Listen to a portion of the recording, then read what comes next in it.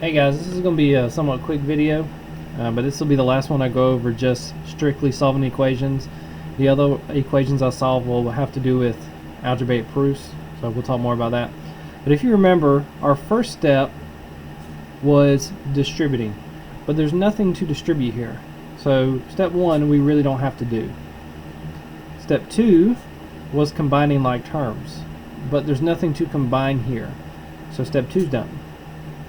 Step 3 was seeing if there's an x on both sides, but notice there's an x here, but there's no x over here.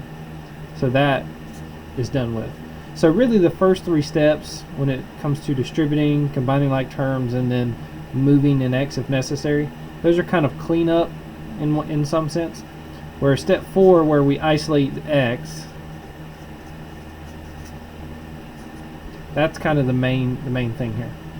So isolate x, meaning get x by itself. So to know what we do first, so notice we're solving for this x here. We would read this x minus 1 divided by 2. Now remember what I said. The last thing being done to x is the first thing you want to move, or the first thing you want to undo. So x minus 1 divided by 2. So since the last thing we're doing is dividing by 2, we're going to multiply both sides by 2. Now when I multiply both sides by 2 here, I do not distribute that 2 because the point of doing this is so they simplify. I've seen a lot of students want to go ahead and distribute it, which technically you can, but you're making your job a little bit harder than it has to be. So what's left is x minus 1, and then 4 times 2 is 8. And then we undo the minus 1 by adding 1.